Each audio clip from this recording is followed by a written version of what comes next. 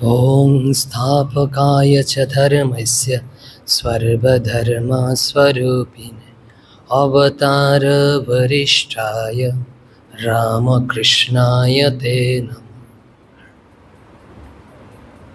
শ্রীরামকৃষ্ণ কিভাবে দুর্গা উৎসব উদযাপন করতেন, কোথায় থাকতেন, কি করতেন? যখন মথুরবাবু ছিলেন, অর্থাৎ বেঁচে ছিলেন, শরীর ছিল, প্রায় প্রতি বছরই উনি তার জানবাজারের যে বাসগৃহে নিয়ে যেতেন শ্রীরামকৃষ্ণকে। তো একবার হৃদয় দুর্গা পূজা করবে, অর্থাৎ শ্রীরামকৃষ্ণের ভাগেনে শিয়রে। তো হৃদয় ধরেছে মামাকে যেতে হবে শ্রীরামকৃষ্ণকে। তো শ্রীরামকৃষ্ণকে নিয়ে যাবেন, হৃদয় সব ঠিকঠাক। শ্রীরামকৃষ্ণ কিন্তু কথা দেন। তো মথুরবাবু জানতে পেরেছে হৃদয় শ্রীরামকৃষ্ণকে শিয়রে নিয়ে যাবেন। তো মথুরবাবু বললেন যে না, বাবাকে নিয়ে যাওয়া চলবে না। বাবা মানে শ্রীরামকৃষ্ণকে বাবা বলে রাখতেন। বাবাকে নিয়ে যাওয়া যাবে না, বাবা আমার এখানেই থাকবে, তোমার যা প্রয়োজন সব আমি দিয়ে দেব। তো ওই দুর্গাপূজার যা যা প্রয়োজনীয়, নিত্য প্রয়োজনীয় সামগ্রী প্রায় সবই মথুর দিয়েছিলেন। ঠাকুর শ্রীরামকৃষ্ণ কিন্তু বলেছিলেন যে হৃদয়ের সাথে যেতে পারছেন না, কিন্তু বলেছিলেন হ্যাঁ আমি যাব, তোর পূজা দেখব, মানে সূক্ষ্ম শরীরে। তো হৃদয় যখন পূজা করতো সপ্তমী, অষ্টমী, নবমী, সন্ধ্যা আরতির সময় শ্রীরামকৃষ্ণ মায়ের পাশে দাঁড়িয়ে আছেন, এটা দেখেছেন, হৃদয় অনুভব করেছেন। তো শ্রীরামকৃষ্ণ কিন্তু তখন ওই যে জানবাজারের বাসায় স্থূল শরীরে। তারপর সন্ধি পূজার সময় হৃদয় দেখেছেন।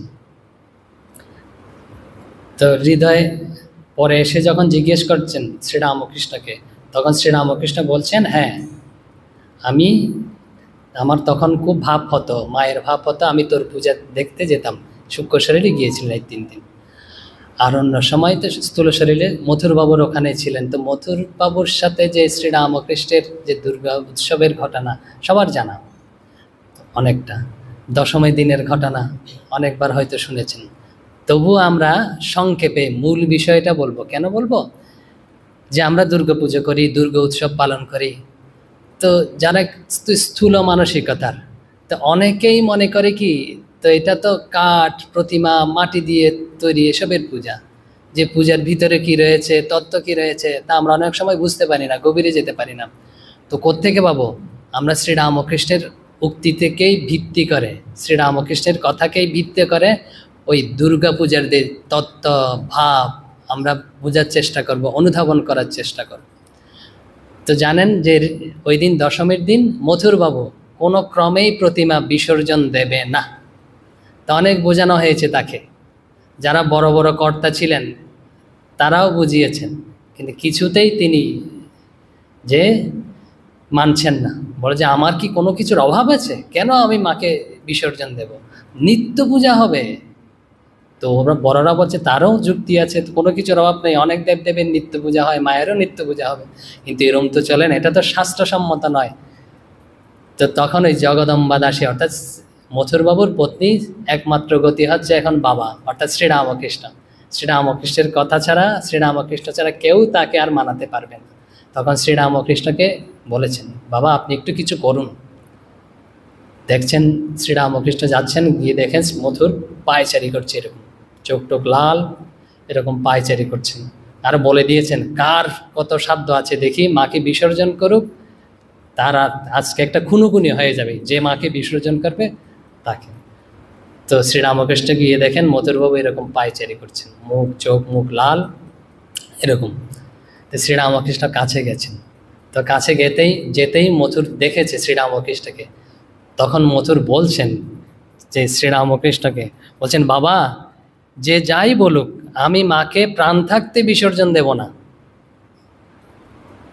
তো বলছেন যে নিত্য পূজা করব, আমার তো কোনো কিছুর অভাব নাই, মায়ের কৃপাতে আমার কোনো কিছুর অভাব নাই, দরকার হলে নিত্য পূজা করব, কিন্তু মাকে ছেড়ে আমি থাকতে পারবো না। এখন শ্রীরামকৃষ্ণকে দেখে তিনি কি করছেন, শ্রীরামকৃষ্ণের এই যে এখন যে কথাটা শ্রীরামকৃষ্ণ মথুরকে বলেছেন, ওই কথা সাধারণ কথা হলেও, কিন্তু সাধারণ মানুষ যখন করি না আমরা অনেক সময় বুঝতে পারি না সাধারণ কথা, কিন্তু ওই ভাবটা আরোপ করেই, যে ওই মন্ত্র, এই কথাগুলো মন্ত্র আকারে উচ্চারণ করেই ওই পূজারী কিন্তু দশমী দিন যে প্রতিমা মাতা দুর্গাকে মাকে বিসর্জন করেন, এই শ্রীরামকৃষ্ণের এই যে ভাব, এই ভাবটা আরোপ করে বলা হয় এটা উপলব্ধি করবে। পূজার এই ভাবটা উপলব্ধি করে, যে উপলব্ধি করতে পারে না সে চিন্তা করে যে এরকম ভাব। আমরা দেখি শ্রীরামকৃষ্ণ কি বলেছেন। শ্রীরামকৃষ্ণের একটা শক্তি ছিল, যখন অনেকেই কোনো কিছু মানছেন না, যে বলে অহংকার ইগো হয় না, তখন শ্রীরামকৃষ্ণ তাকে স্পর্শ করতেন, স্পর্শ করে তাকে নিজের আয়ত্তে নিয়ে আসতেন। ঠিক একইভাবে শ্রীরামকৃষ্ণ গেছেন মথুরের কাছে, গিয়ে এই কথা শোনার পরে তারপরে তার বুকে হাত দিয়েছেন, সরাসরি বুকে ছুঁয়ে দিয়েছেন, ছুঁয়ে হাত বুলোতে বুলোতে বলছেন, দেখি কি বলছেন। বলছেন, ও এই তোমার ভয়, তা মাকে ছেড়ে তোমায় থাকতে হবে কে বললে? আর বিসর্জন দিলেই যে বা তিনি যাবেন কোথায়? ছেলেকে ছেড়ে মা কি কখনো থাকতে পারে? এ 3 দিন বাইরের দালানে বসে তোমার পুজো নিয়েছে, আজ থেকে তোমার আরও নিকটে থেকে সর্বদা তোমার হৃদয়ে বসে তোমার পূজা নেবেন।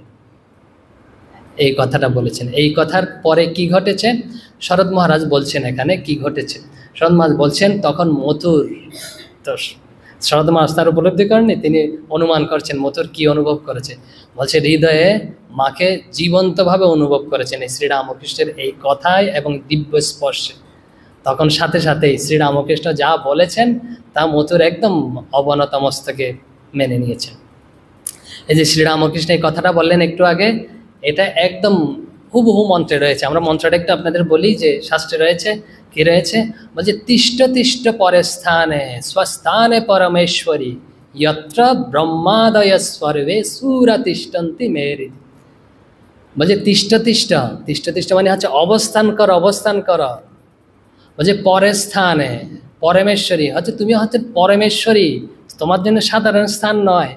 পরস্থান মানে হচ্ছে শ্রেষ্ঠ স্থান, অসাধারণ স্থান, যার চেয়ে আর বড় স্থান হতে পারে না। শ্রেষ্ঠ স্থানে তুমি অবস্থান করো। আর শ্রেষ্ঠ স্থানে আর কারা কারা রয়েছে? বলছে ব্রহ্মাদয় সর্বে সুরা তিষ্ঠন্তি। বলছে ব্রহ্মা আদি সব রকমের যারা যারা দেবতা রয়েছে, গণেশ, লক্ষ্মী, সরস্বতী, নারায়ণ, শিব, ব্রহ্মা আদি যত প্রকারের দেবতা রয়েছে সব তারা ওখানে অবস্থান করছেন। আর তুমি তাদের হচ্ছে কেন্দ্রবিন্দু, তারা সবাই তোমাকে পরিবেষ্টিত করে অবস্থান করছে। আর সেই স্থানটা এখনো বলা হয়নি। সেই স্থানটা কোথায়? বলছে সেই স্থানটা হচ্ছে মেয়ের হৃদয়, বলছে আমার হৃদয়। এই শ্রীরামকৃষ্ণ বলছে মা এতদিন দালানে বাইরে পুজো নিয়েছেন, তো তোমার হৃদয়ে তো মা রয়েছেনই, পূজা নেবেন। তো এখানেই এক শাস্ত্রে রয়েছে যে কোথায়, বলছে আমার হৃদয়।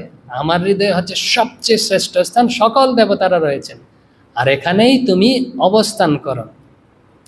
তা আমরা এই কথাগুলো আরও সূক্ষ্মভাবে দেখবো। বলছে সব দেবতা কিভাবে থাকতে পারে? সব জড়ো হয়ে কি ঢুকিয়ে দিয়েছে এরকম এরকম হাত পাওয়ালা, এতগুলো কিভাবে থাকবে? দেখবো কিভাবে এতগুলো খানি। তো এত রকম দেবতা কিভাবে থাকতে পারে? ব্রহ্মা 2-1টা থাকতে পারে, হৃদয় তো ছোট জিনিস, কত বড় হবে। আর তো দেখি কিভাবে থাকে আসলে। আচ্ছা দেখি, আচ্ছা যেই বলা হচ্ছে না প্রতিমা, তো প্রতিমা মানে হচ্ছে একটা ভাব, আর যে গুণ, এই সব, এই যে ভাবটা আশ্রয়, কিভাবে ভাব দ্বারায় আমরা দেখি। কি করা হয়? মা কৈলাস থেকে আসেন, সবাই যেটা জানে। তো কি জন্য আসেন? 2 ধরনের আছে। বলছে মা অসুর নিধন করতে আসেন, অসুর বধ করতে আসেন। ঠিক আছে, অসুর মেনে নিলাম। আবার বলছে মা বাপের বাড়িতে আসেন। তো দুটো তো সমস্যা হয়ে যাচ্ছে। অসুর নিধন করতে আসতে তো লক্ষ্মী সরস্বতীর কি দরকার? তিনি ইয়েকে নিয়ে আসবেন, কার্তিক, সেনাপতি। গণেশ বাবা চলে, বুড়িটা বড় হলেও আসবে, এরম করে করে এসে হয়তো চলবে, কিছু একটা করে দেবে, তিনি জানে যুদ্ধ টুদ্ধ। তো এইসব এদের নিয়ে আসার দরকার কি? আর ধরে নিলাম আচ্ছা ঠিক আছে ওইটা বাদ, তিনি বাপের বাড়িতে আসছেন। যদি বাপের বাড়িতে আসেন আর এইসব ঢাল তলোয়ার, বাপের সাথে যুদ্ধ করতে আসছেন নাকি? তো দেখি আসলে এগুলো না যখন আমরা দেখবো না, দেখবো সব একদম ক্রমনিবেশ, মানে হচ্ছে ক্রমান্বয়ে সব সাজানো আছে, ভাবকে আশ্রয় করা হচ্ছে। একটু আগে হয়তো বলেছি যে বিভিন্ন ভাব, বিভিন্ন ভাবকে একত্রিত করে একটা ভাবে পরিণত করা হয়েছে। কারণ প্রধান উৎসব বলা হয়, যে আমাদের হিন্দুদের প্রধান উৎসব বলা হয়, যে অনেকগুলো ভাবকে একত্রিত করে না, একসাথে করা হয়েছে, একটি ভাবে আকারিত করা হয়েছে। এই জন্য না অনেকগুলো ভাব আমরা ধরতে পারি না, কি হচ্ছে, কোথায় হচ্ছে, বিভিন্ন ধরনের সন্দেহ। ধরলাম প্রথম মা অসুর নিধন করতে আসছেন। অসুর, অসুর শব্দের অর্থ কি? অসুর শব্দের উপনিষদে রয়েছে, বেদে রয়েছে। অসুর, অসুর মানে হচ্ছে অসু, অসু শব্দের অর্থ হচ্ছে ইন্দ্রিয়। ইন্দ্রিয়গুলোকে অসু বলা হয়। ইন্দ্রিয় জানেন তো, এই চক্ষু, কর্ণ, নাসিকা, পঞ্চজ্ঞান ইন্দ্রিয়, ত্বক, জিহ্বা, তারপর কর্ম ইন্দ্রিয়, বাক, পানি, পাদ, উপস্থ ইত্যাদি। তো এগুলোকে অসু বলা হয়। আর এই ইন্দ্রিয়গুলোতে সর্বদা যারা রত তাদেরকে বলা হয় অসুরা। ইন্দ্রিয়তে কিভাবে রত থাকি? সব সময় ভোগের চিন্তা, খাওয়া পড়া, ভালো থাকা, ভালো খাওয়া, উঁচু চিন্তা নেই, যে তত্ত্ব চিন্তা, উঁচু দর্শন চিন্তা বা ভগবত চিন্তা, এসব যাদের মধ্যে নেই, সব সময় যারা ইন্দ্রিয় তৎপর, তাদেরকেই বলা হয় অসুর। আর সুর কাদেরকে বলা হয়? দেবতা। যারা এই ইন্দ্রিয়গুলোকে নিয়ন্ত্রণ করেছেন, যাদের নিয়ন্ত্রণে রয়েছে, তাদেরকে সুরও বলা হয়। তাহলে দেখুন অসুর কোথায়? বাইরে? আমাদের মধ্যেই রয়েছে। আমাদের মধ্যে এই আসরিক ভাব এবং দেবতা সুর ভাব দুটাই রয়েছে। যখন আমরা আমাদের ইন্দ্রিয়গুলোকে নিয়ন্ত্রণে রাখতে পারি, তখনই আমরাই দেবতা। যখন সদ্গুণ রাশি, ভালো, দয়া, ক্ষমা, সত্য এসব প্রকাশিত হয়, আমরাই দেবতা, দেববাদ প্রকাশিত হচ্ছে। আর যখন এই ইন্দ্রিয় তৎপর সবসময় উগ্র মানসিকতা, ক্রোধ, হিংসা এসব আমাদের মধ্যে প্রকাশিত হয়, আমরাই অসুর। তাহলে হচ্ছে মা কি করেন? অসুরকে নিধন করেন। কি দিয়ে? অস্ত্র দিয়ে। কটা অস্ত্র থাকে? 10 হাত থাকে মায়ের, দেখেছেন তো? 10 হাতে 11টা অস্ত্র থাকে, 11টা, একটা বেশি থাকে। তো 10 হাতে কি করেন? 10 হাত মানে হচ্ছে 10 দিক তার নিয়ন্ত্রণে। মানে 10 দিক আছে তো, উত্তর, দক্ষিণ, পূর্ব, পশ্চিম, অধ, ঊর্ধ্ব, ঈশান, বায়ু ইত্যাদি 10 দিক আছে। তো 10 দিকই হচ্ছে তার নিয়ন্ত্রণ শক্তি, সব কন্ট্রোল করছে, নিয়ন্ত্রণ করছে। এই জন্য সেই প্রতীক হিসেবে 10 হাত, যেরকম পদ্মের মতো। বলছে একজন মানুষের কি 10 হাত হতে পারে? অস্বাভাবিক না, হতে পারে, এভাবেই হতে পারে যে তিনি কারণ একটা ভাবকে তো প্রকাশ করা হচ্ছে আমাদের তার মধ্যে দিয়ে। তারপর কি বলেছিলাম? যে অস্ত্র দিয়ে অসুরকে নিয়ন্ত্রণ করেন। তো এরকম অসুর তাইলে আসরিক ভাবাপন্ন ইন্দ্রিয় কটা আছে? প্রথমে হচ্ছে 10টা। 10টা হচ্ছে, প্রথম 5টা হচ্ছে জ্ঞান ইন্দ্রিয়। একটু আগেই বললাম যে চক্ষু, কর্ণ, নাসিকা, জিহ্বা, ত্বক, তারপরে এগুলো হচ্ছে পঞ্চজ্ঞান ইন্দ্রিয়। তারপর কর্ম ইন্দ্রিয়, কর্ম, বাঘ, পানি, পানি মানে হচ্ছে জল নয়, আবার পানি মানে হচ্ছে হাত, বাঘ, পানি, পাদ, পা, উপস্থ, বায়ু, এই 5টা কর্ম ইন্দ্রিয়। আর শাস্ত্রে বলা হচ্ছে একাদশ ইন্দ্রিয়। 11 নম্বরটা হচ্ছে মন। মন হচ্ছে ইন্দ্রিয়দের মধ্যে সবচেয়ে শ্রেষ্ঠ, একেও ইন্দ্রিয়গণের মধ্যে গণা হয়েছে। তো একাদশ ইন্দ্রিয়, তাহলে একাদশ অস্ত্র। এই একাদশ ইন্দ্রিয়কে মা নিয়ন্ত্রণ করেন। এই জন্যে বলা হচ্ছে আসুরকে নিয়ন্ত্রণ করার জন্য, আসরিক ভাবকে নিয়ন্ত্রণ করার জন্য। যখন আসরিক ভাব নিয়ন্ত্রিত হয় না, যখন আমাদের কাছে দেবভাব প্রকাশিত হয়, তখনই কিন্তু এই যে মেয়ের হৃদয়, আমার হৃদয়ে যে শ্রীরামকৃষ্ণ বলছেন হৃদয়ে মা রয়েছেন, এটা আমরা অনুভব করি, প্রকাশিত হয়, এটা দেখতে পাই। এই হচ্ছে নিয়ন্ত্রণ করি। তারপরে যখন, এখন তো হয়ে গেল, ধরেন আমরা মাকে দেখতে পাচ্ছি হৃদয়ে। তো একটু আগেই বলেছিলাম যে তিষ্ঠ তিষ্ঠ পরে স্থানে স্বস্থানে পরমেশ্বরী। আর সেখানে কারা রয়েছে? ব্রহ্মাদয় সর্বে সুরা, সব দেবতারা রয়েছে। গণেশ আসে মায়ের সাথে বাপের বাড়িতে যখন আসে, কার্তিক আসে, লক্ষ্মী আসে, সরস্বতী আছে। এখন যার হৃদয়ে যখন মা প্রকাশিত হন, সবচেয়ে সেরা জিনিস তো না ভগবত উপলব্ধি। তো যখন প্রকাশিত হন, তখন তার কোনো কিছুর অভাব থাকবে, তিনি কখনো বিফল হবেন, সফলতা তার সাথে আসবেই। সফলতা মানে হচ্ছে সিদ্ধি। আর তার জীবনে কোনো বিঘ্ন থাকবে, কোনো বাধা থাকবে? কোনো বাধা থাকবে না। তার মানে হচ্ছে সিদ্ধিদাতা গণেশ, বিঘ্ন নাশকারী দেবতা গণেশ। তো গণেশ আপনা আপনি আসবে। মা যখন আসবে না, গণেশ আপনা আপনি হৃদয়ে থাকবে। হৃদয়ে যখন গণেশ প্রকাশিত হবে, তখনই আমরা এই যে মায়ের উপলব্ধি, সফলতা আমাদের থাকবেই থাকবে মা আসলে, আর কোনো বিঘ্ন থাকবে না। এই হচ্ছে গণেশ। গণেশ সম্পর্কে মানুষ পূর্বে বলেছিলাম। তারপরে কি? লক্ষ্মী। লক্ষ্মী মানে কি? ঐশ্বর্য, সম্পদের দেবী। তো যখন তিনি আসেন, তখন তো সম্পদ তো খুব তুচ্ছ জিনিস না, তো সম্পদ তো অবশ্যই আসবে সাথে সাথে। তো সম্পদ কী ধরনের থাকে? দু ধরনের সম্পদের কথা বলা হয় শাস্ত্রে। কী ধরনের সম্পদ? একটা হচ্ছে অনিত্য সম্পদ, আর একটা হচ্ছে নিত্য সম্পদ। অনিত্য অনিত্য সম্পদটা কি? যেটা হচ্ছে চিরদিন থাকবে না, অথবা আমি থাকবো না সম্পদের কাছে। যেমন ধরুন টাকা, বাড়ি, তারপরে জমি, যা যা বাইরের জিনিস আছে, এগুলো আমার কাছে নাও থাকতে পারে একদিন। কিন্তু অথবা এগুলো রয়েছে, আমি কি বাড়িটাকে নিয়ে চলে যেতে পারবো? পারবো না, ওইটা থেকে যাবে, আমিই চলে যাব। তার মানে হচ্ছে এই হচ্ছে অনিত্য সম্পদ। আর কতগুলো আছে নিত্য সম্পদ, যেগুলো একবার অর্জন করলে না কখনো আমাদের ছেড়ে যাবে না। গীতায় রয়েছে এরকম 26টে সম্পদের কথা রয়েছে, নিত্য সম্পদের কথা রয়েছে। যে ত্যাগ, তারপরে হচ্ছে তপস্যা, দয়া, ক্ষমা, সত্য, সরলতা ইত্যাদি ইত্যাদি যা রয়েছে, বুঝতে পারছেন? সদ্গুণ যেগুলো রয়েছে এগুলো হচ্ছে সম্পদ। এগুলো একবার অর্জন করতে পারলে কখনো আমাদের ছেড়ে যায় না। তাহলে শরীর চলে গেল, তাহলে কিভাবে হলো? শরীর চলে গেল, সূক্ষ্ম শরীর তো থাকবে। সূক্ষ্ম শরীর মানে হচ্ছে এই শরীর স্থূলটা ছেড়ে দিলাম, সূক্ষ্ম শরীর পরে থাকবে। ওই সূক্ষ্ম শরীরেও ওইটা থাকবে, পরের জন্মে আমরা ওইটা পাবো, মানে হচ্ছে ওটা যাবেই না। তো ওইটা হচ্ছে নিত্য সম্পদ। মা যখন আমাদের কাছে হৃদয়ে প্রকাশিত হন, তাহলে এই সম্পদ তো অবশ্যই যার ভগবান লাভ হয়েছে, তিনি তো এরকম ব্যক্তি না, তিনি দয়াশীল, ক্ষমাশীল, সরল, এরকম তো স্বাভাবিকভাবে। এই হচ্ছে নিত্য সম্পদ। তারপরে কি থাকে? সরস্বতী। সরস্বতী কিসের দেবী? বিদ্যার দেবী। তো মা যার কাছে প্রকাশিত হয় তার কোনো জ্ঞানের অভাব হয়? পরাবিদ্যা পরাবিদ্যা, শ্রীরামকৃষ্ণ বলেছেন রাস ঠেলে দেয়, তার কোনো জ্ঞানের অভাব হয় না, আপনিই সব প্রকাশিত হতে থাকে। সর্ববিদ্যা স্বরূপিণী, তিনি হচ্ছে সর্ববিদ্যা স্বরূপ।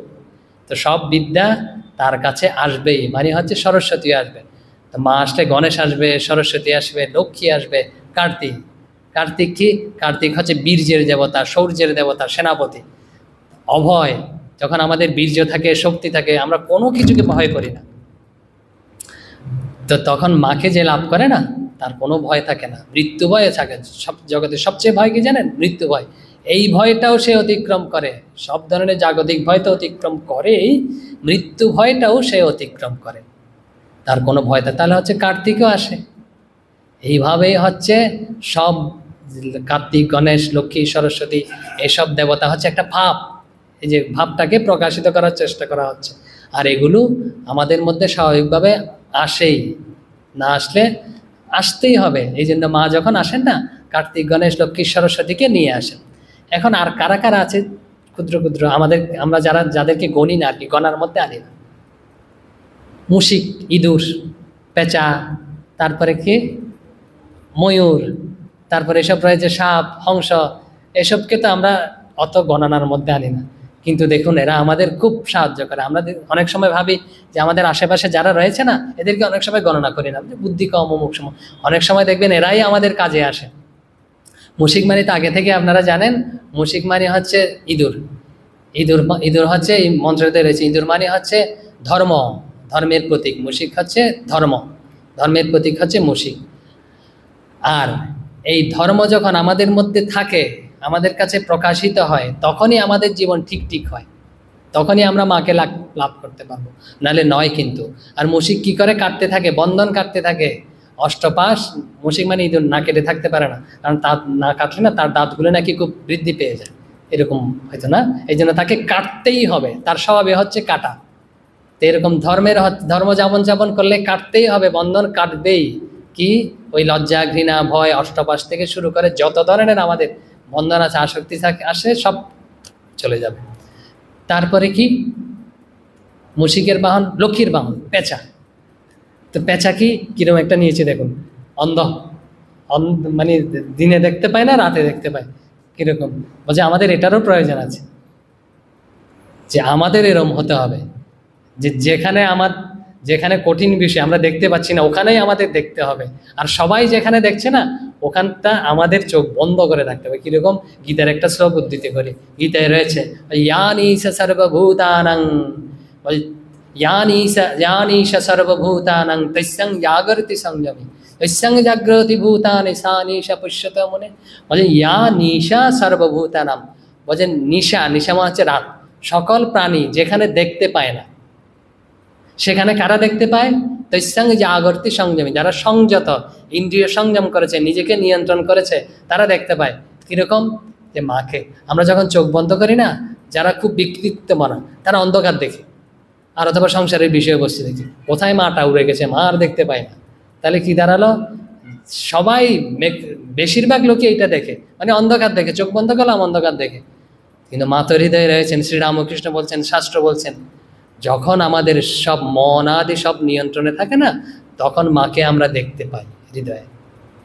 তার মানে হচ্ছে পেঁচার মতো হতে হবে।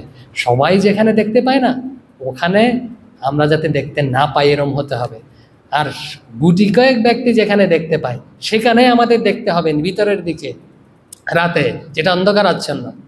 পরে আর কি আছে?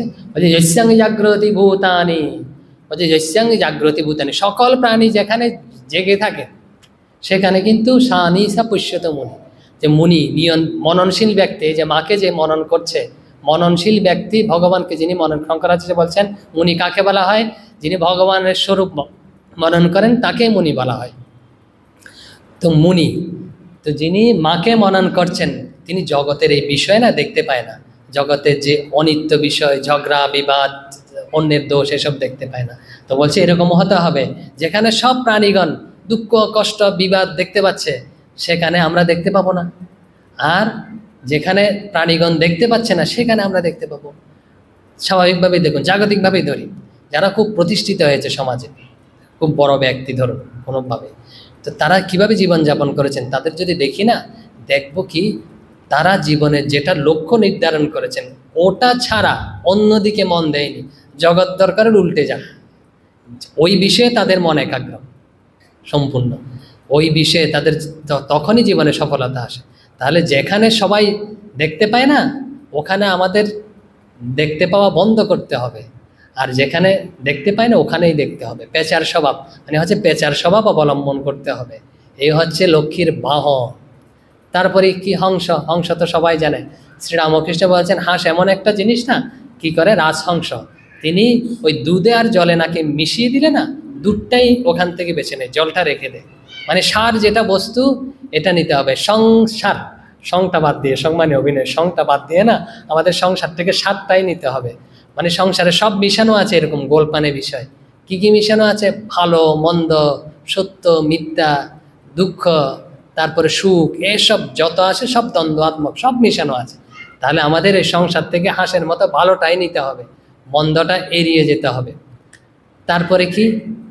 ময়ূর থাকে না, ময়ূর। ময়ূর সম্পর্কে কি লিখেছেন দেখি। ময়ূর বলছেন অনন্ত শক্তি সংযুক্তং বালায় হে ভক্ষণং তত। বলছে ময়ূর মানে হচ্ছে খুব শক্তিশালী। আর কি তিনি কি করেন? বালা ভক্ষণ করেন, বালা খায়। বালা শব্দের অর্থ হচ্ছে পোকামাকড়। ময়ূর কি খায়? সাপ খায়, পোকা খায়, এসব খেয়ে না পরিবেশটাকে ঠিক ঠিক ভালো রাখে। তো বালা মানে হচ্ছে আরেকটু এগিয়ে গেলে অর্থ করা হচ্ছে, বলছে যেটা হচ্ছে দূষিত জিনিস ওটা নষ্ট করে দেয়।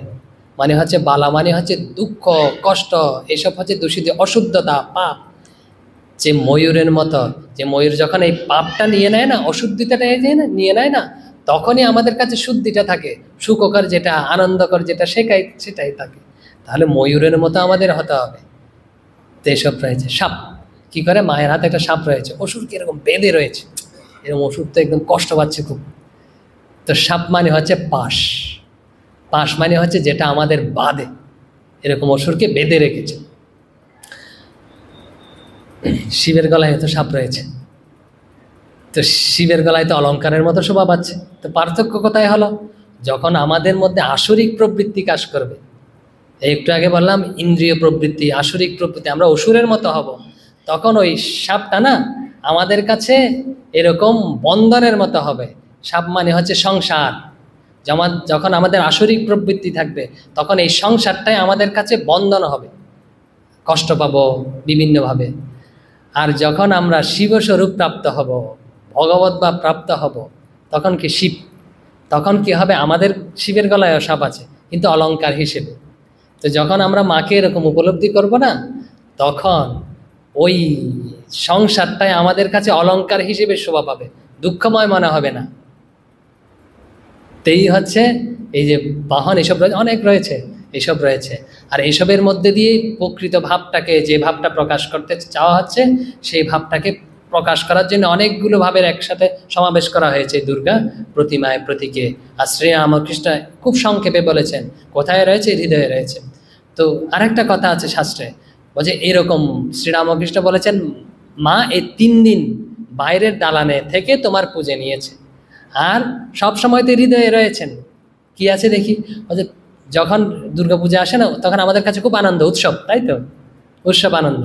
তখন শাস্ত্র বলছে নিত্য উৎসব ভাবে তেসাং নিত্যশ্রী নিত্য মঙ্গল। বলছে তাদের নিত্য উৎসব চলছে, কাদের? যাদের কাছে, যাদের হৃদয়ে মা প্রকাশিত হয়েছে, যারা মাকে সব সময় দেখতে পাচ্ছেন, তাদের। আর ওই 3 দিন, শুধু 3 দিন বিশেষ নয়, সব দিনই দুর্গা উৎসবের মতো, এই শাস্ত্র বলছে। ভবের তেসাং, তাদের কাছে। বলছে নিত্যশ্রী নিত্য মঙ্গল, নিত্যশ্রী তাদের কাছে। আর নিত্য হচ্ছে সব মঙ্গলকর, অমঙ্গল কিছু নেই। এরম হচ্ছে দুর্গা উৎসব, সবসময় উৎসব চলছে। আচ্ছা, তাহলে আমরা যে দুর্গা পূজা করি, কি প্রার্থনা করি? অনেক সময় হয় না যে সবাই তো পূজা করে, অমুক করে, প্রার্থনা করে তো না।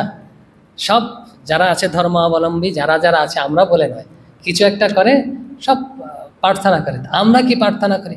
আসলে ওই প্রার্থনা যখন আমরা পড়ি না, আপনারা জানেন কিন্তু হয়তো খেয়াল করেননি, তো আমাদের মনে হয় যে আমাদের ঋষিরা, আমাদের ভাবগুলো এত উদার, কল্পনাই করা যায় না কীরকম উদারতা। যে সবার ধারণা যে পূজারি পূজা করছে, আমি প্রার্থনা করছি যে আমার নিজের জন্য, মা আমার মঙ্গল করো, আমার ছেলের মঙ্গল করো, বা আমার যারা পূজা করছে তাদের মঙ্গল করো, রামকৃষ্ণ সংঘের মঙ্গল করো, অথবা বেশি দিই হিন্দু জাতির মঙ্গল করো, এরম, তাই তো অনেক সবাই। কখনো এই ভাব নয়।